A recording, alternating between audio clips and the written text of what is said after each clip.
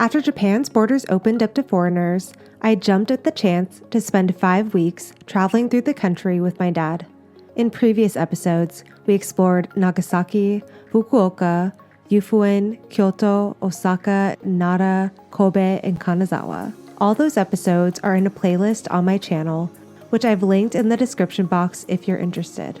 I came to Japan because I wanted to learn more about the country I was born in, but not raised in. I just want to learn as much as I can and take you along the journey with me to discover more about Japan and its rich culture. The second reason I'm here is to support my dad, who is moving to Japan. That's why these next 2 Tokyo videos are different. Yes, they are jam-packed with things to do, see, and eat in Tokyo. However, they are also filled with a lot of low-key moments helping my dad, me working on projects, and seeking solace when I felt the burnout of travel. I hope these videos provide insight into what it's like to visit Tokyo and inspiration for your future trip to Japan. Now let's get into part 1 of the Tokyo videos. Ooh, it's snowing in Kanazawa. Wowie. Hey everyone, welcome back to my channel. This is my first Tokyo vlog. I'm actually in Kanazawa right now, but we are going to take a Shinkansen straight over to Tokyo, and I'm going to take you guys with me so I can show you what it's like. It's about a 3-hour Shinkansen, I believe, and it runs every hour from Kanazawa to Tokyo, so it's pretty easy. This morning, though, it just started snowing in Kanazawa, so a little sad that we're not going to be able to see Kanazawa in the snow, but also glad that I don't have to deal with snow, so yeah, mixed feelings. But if you want to know more about Kanazawa, you can go check out my last vlog, which will show you all about what we did here in Kanazawa. But today we are talking all about Tokyo, so let's head on out and start our journey over there.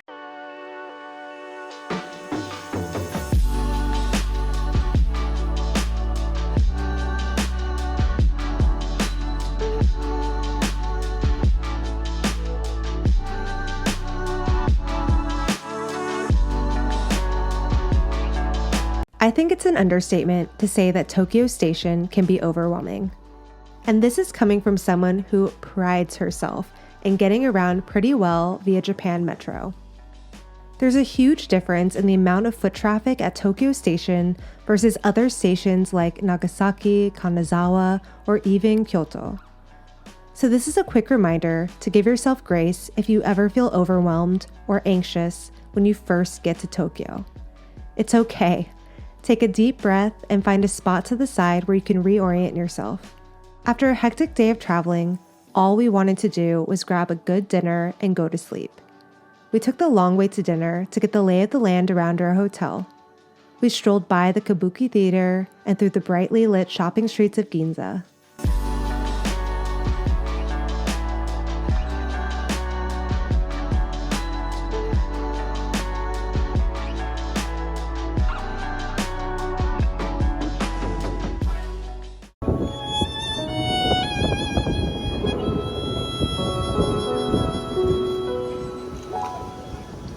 For dinner, we ate at one of my dad's favorite restaurants in Tokyo, a small restaurant located in Shibuya Center, known for its marinated fish.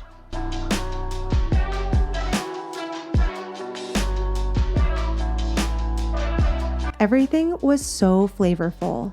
I loved the food so much that I actually went back multiple times during my most recent trip to Japan, which, by the way, make sure you're subscribed to my channel and have those notifications turned on because I have even more Japan travel adventures to share with you for my spring 2023 trip.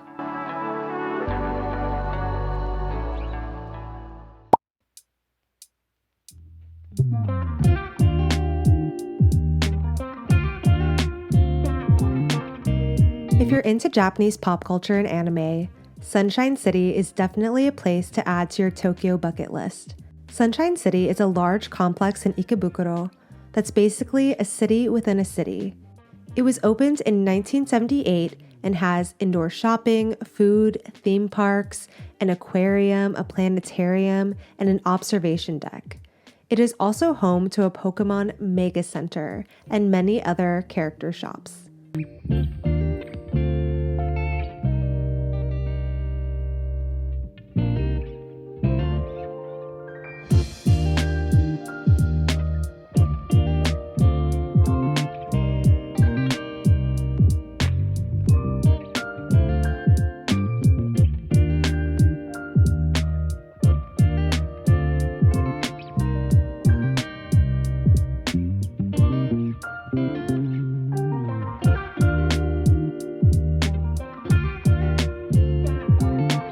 After spending some time walking around, we head back to Ginza to grab a midday snack.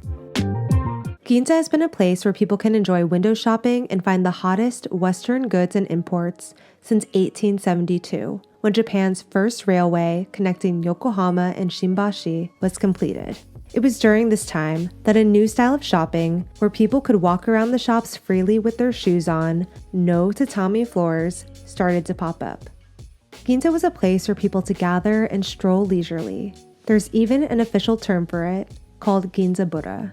Ginza became known for its department stores, upscale specialty shops, modern cafes, bars, and restaurants. The Ginza storefronts are ones to check out no matter what time of the year. But in the winter time, the storefronts and Christmas illuminations make the area even more special. For dinner, we ate at an udon place in Tokyu Plaza, Ginza. The restaurant serves a wide variety of sanuki udon served in large pottery bowls.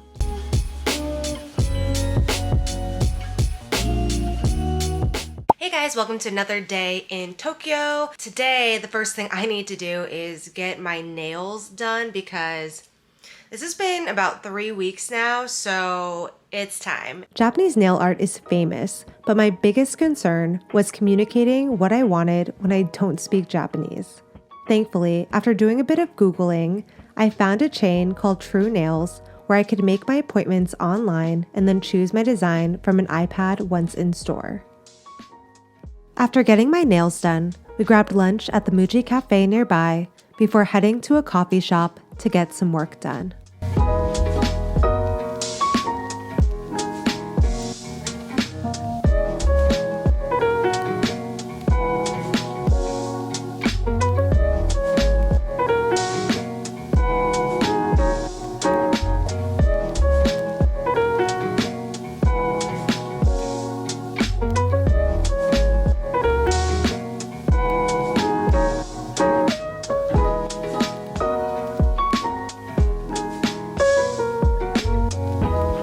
The first half of the day was dedicated to my nails and catching up on work.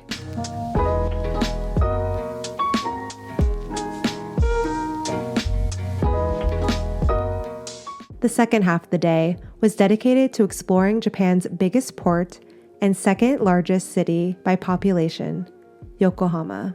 Yokohama was one of the first Japanese ports that opened to foreign trade in 1859. It is located about 30 minutes south of Tokyo, making it a perfect day trip.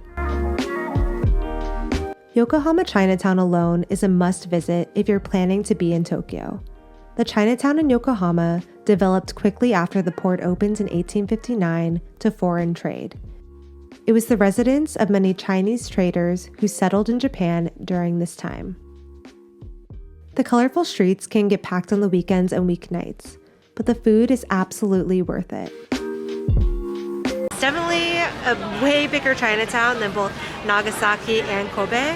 All worth checking out, but this one's definitely the largest. My recommendation is to veer off the main street and grab food on the side streets where there's less congestion. After snacking our way through Chinatown, we walked over towards the red brick warehouse. The warehouse used to be a part of the port's shipping process and was a place for customs to store unprocessed foreign goods. Today, the red brick warehouse has been converted into a local community hub where you can find lots of small shops, restaurants, and more. It is even home to a big Christmas market during the winter time. But heads up, this place is super cute, but it gets packed during the weekends because it's a popular place for families and date nights. I suggest visiting during the weekdays if possible.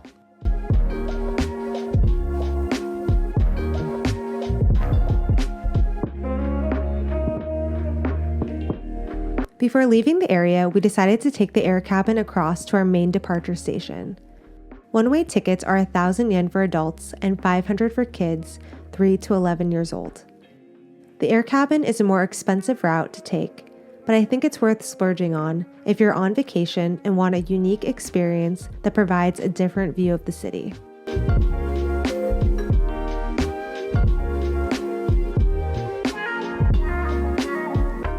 The next day was supposed to be a dedicated workday.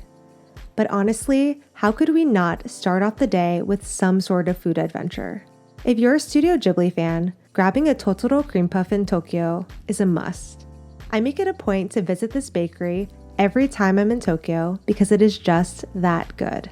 Not only are the cream puffs so incredibly cute, the pastry and filling are actually extremely tasty. This place has grown in popularity over the years, so I suggest arriving a little before opening to avoid a long wait. Although the cream puffs were amazing, I was hungry for some real food.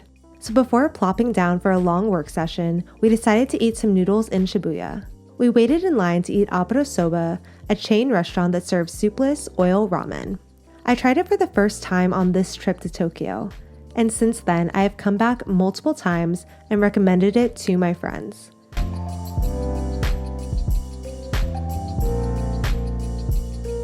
The rest of the day was spent heads down editing at a cafe in Tokyo Plaza Ginza.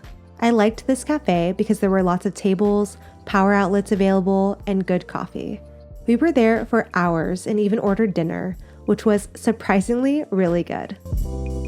Hey everyone, welcome to another morning in Tokyo. Today we are going to head over to Shibuya. I really want to go to the Nintendo Center in Parco in Shibuya. We weren't able to go to the one that was in, I believe it was Osaka. It was just too crowded there. Like if you're planning to go to the Pokemon Center or the Nintendo there, just know it's like crazy crowded. It's just a smaller space in general. So we're gonna go right when it opens. So hopefully it'll be easier to get in. But honestly, everything in Tokyo is a little bit more crowded than in other prefectures. So we'll see what it's like. But if not, we are also planning to go to Harajuku today, which I am super stoked about.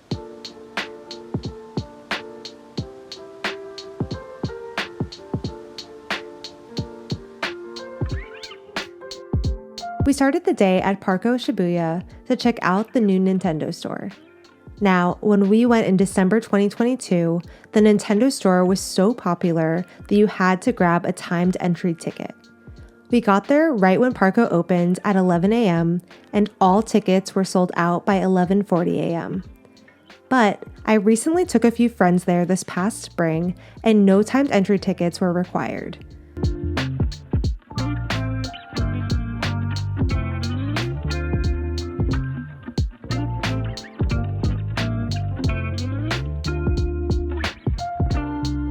Parco Shibuya is also home to other popular character stores, and a few still required time entry tickets. So, to be safe, I'd still suggest stopping here earlier in the day. For lunch, we ate Korean food at a restaurant located in the basement of Parco Shibuya. The basement floor, named Kitchen Chaos, is home to a variety of restaurants and bars, so is worth checking out if you're looking for food in Shibuya. Before heading to our next destination, we made a quick stop at the Shibuya Disney store to check out the special Japanese New Year merchandise.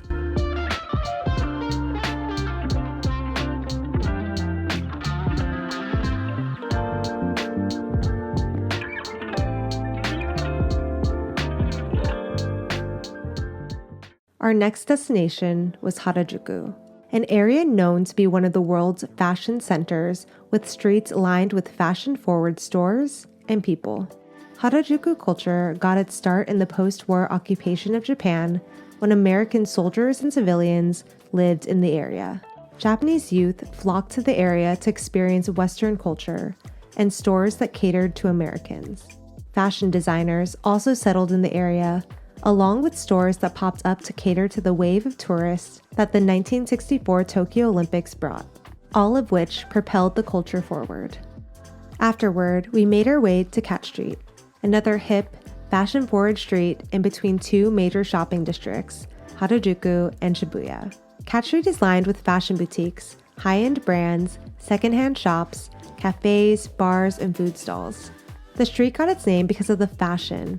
It's an understated, low-key place to watch people catwalk through while wearing the latest fashion trends.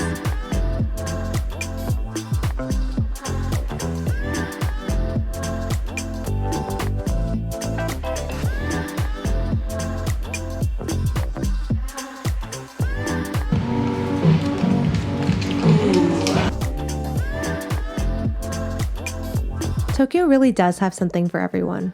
I love the energy of the city, but I'm not gonna lie, it can get a bit overwhelming. There is so much to see and do, but my biggest tip is to stay flexible. Unlike smaller cities in Japan, Tokyo is the most congested, so just remember to breathe and be patient with yourself. In my next video, we'll still be in Tokyo, but the vibe will be different. I was definitely starting to feel the burnout of traveling and working the past month in Japan. I'm not gonna lie, today is a little bit harder of a day. So the last week of this trip, I really felt the need to slow down and find solace outside of, but near, Tokyo. We'll still be stopping at major landmarks, but also actively exploring hidden gems to escape the crowds. Until next time.